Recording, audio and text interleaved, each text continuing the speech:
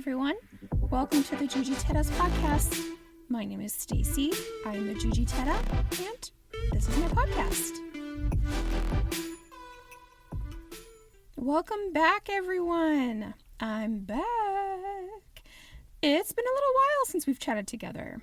I have been on a bit of a hiatus to take care of my health, both mental and physical. I'm doing much better now, so I'm able to focus on writing and producing episodes for you guys again. I don't know how many of you follow me on social media, but I've mentioned this on there before, so I'm going to mention it here too. Most other podcasts you probably listen to are written and produced by a team of people. I can think of a couple names of podcasts I've been listening to lately that are produced by a team effort. Noble Blood and What's Her Name podcasts. If you listen to their episodes to the end, they will tell you all of the people who worked together to make the podcast happen. Now back to this one. Everything about this podcast, from writing to editing to producing and promoting, is done entirely by me. There is no team, no partner, no help. It's just me. So because it's all done by me, by myself, therefore, when I'm having health issues or when my job is especially busy or, whatever's happening in my life, then the podcast episodes are late. So I really appreciate that you guys are understanding of my situation and that you are compassionate and gracious with me. Now, if you're missing me when I have these hiatuses, I will let you know what I do with my two top favorite podcasts when I'm missing them in between episodes. So my top two favorite podcasts are Queen's Podcast and Vulgar History. P.S. Both of these podcasts contain lots of swearing, so if you want to listen to them, please be aware of that. And when I'm missing them in between episodes, I go back to the beginning and I re-listen to all of my favorite episodes while I wait for the next drop. I would recommend that you do the same for when you're missing me in between episodes. Also, I would recommend that you keep in touch with me via my social media, so Instagram and TikTok in particular. I've been having a lot of fun actually making various TikTok videos. So you can come and follow me there. You can also DM me on Instagram. The DMs are open. And now that that's out of the way, let's get on with the episode.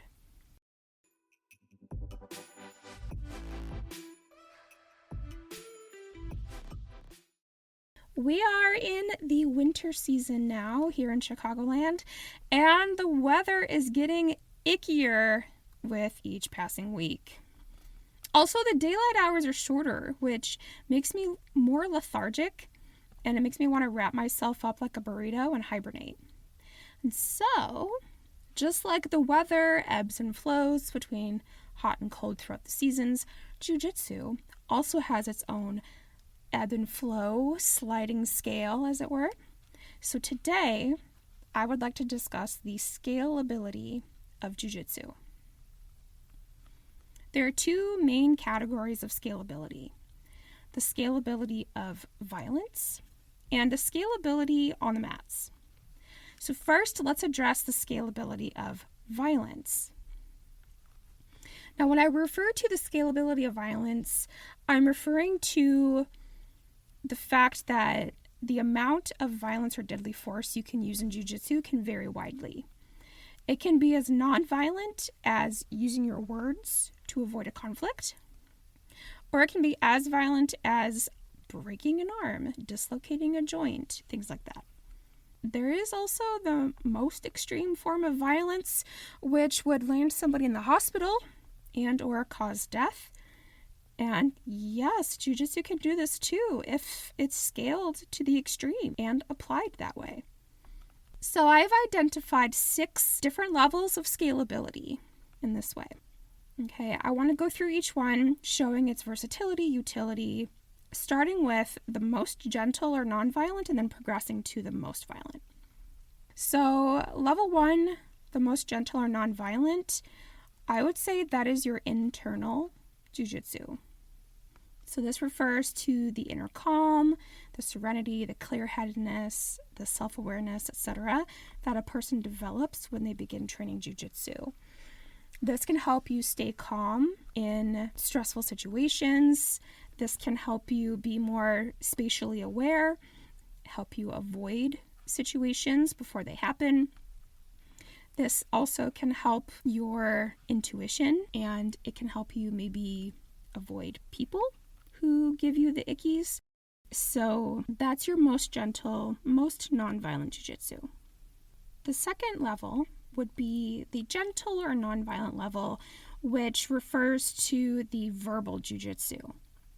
So this is for the situation where if you do encounter somebody who's being aggressive towards you, or you need to diffuse a situation between others, you use your verbal jiu-jitsu to help de-escalate the situation. Okay, level 3, I've described it as firm and slightly physical.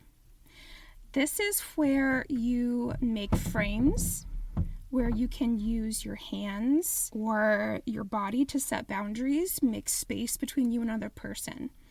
If they try to touch you, you can avoid the hands. If they do put their hands on you, you can shimmy out of it, things like that. The fourth level I've identified as physical. So for this one, I have considered this to be breaking grips, doing hip throws, break falls, etc. So if you do get into a scuffle with someone, they try to grab you, you break the grip. If they try to grab you, bear hug you from in front, from behind, headlock you, anything like that, then you can dislodge, disengage, and get out. If they push you, you can break fall safely, things like that. The fifth level I've identified, I've called it violently physical. These are the ones that you might categorize as being stereotypical self-defense skills. So for example, playing from guard, doing arm bars, doing joint locks, doing chokes, things like that. So I call it violently physical because when you're in a stressful self-defense, high-intensity situation, there's going to be bruising, there's going to be joints getting hurt possibly, there's going to be, maybe some strikes to the head or the body or something when you're like in a fight with someone. So it can get kind of violent.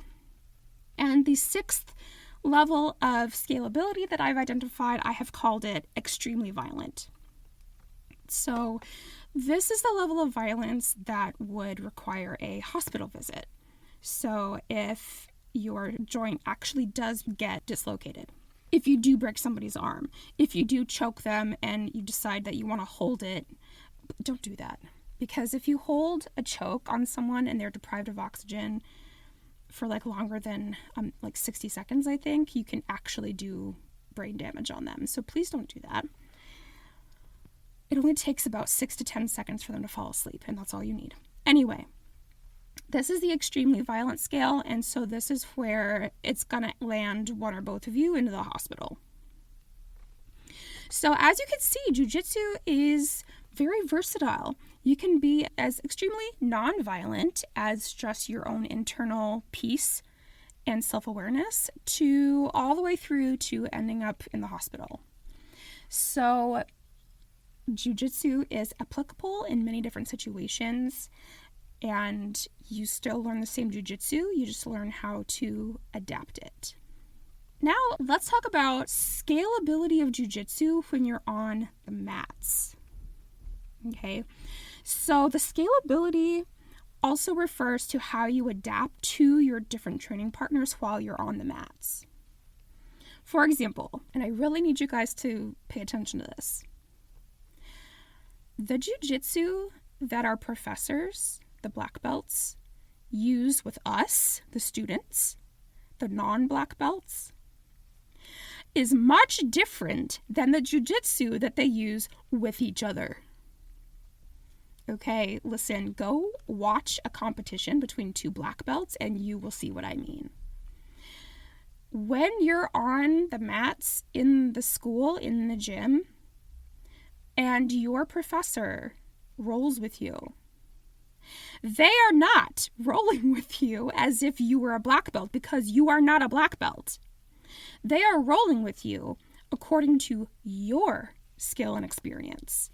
They are modifying or scaling their own jiu-jitsu to match you. So this comes mostly because I have heard that some students who train with a higher belt, purple, brown, black, and then tap them, they will brag afterwards, be like, oh, I tapped the black belt, I tapped the brown belt, I should have a black belt, I should have a brown belt. That's not how this works. That is not how this works, sir or madam. Your training partner has scaled their jiu-jitsu back to fit you and what you are able to do. Okay?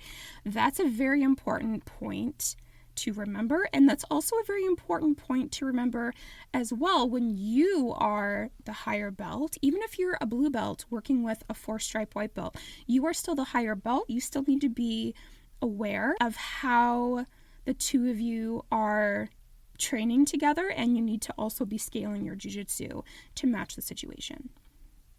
So, jiu-jitsu can be as gentle as the internal calm that you have in yourself, or it can be as violent as causing severe injury and hospitalization. And it has all aspects in between.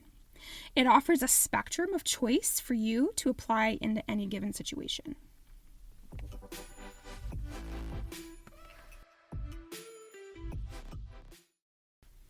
So, I hope you enjoyed this episode, and I hope this gave you some insight into how jiu-jitsu can be used in many different ways.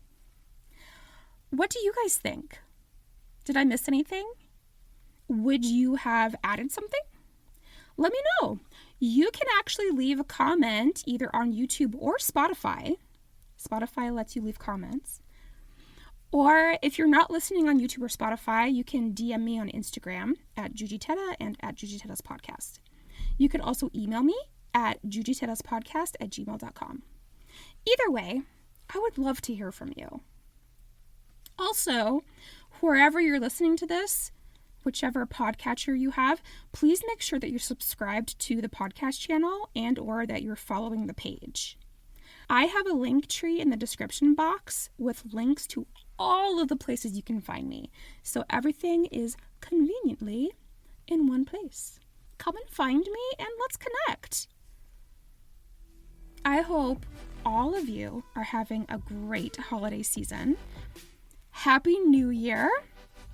I hope that 2025 brings you all health and happiness. So stay safe and be well, and I will see you next time.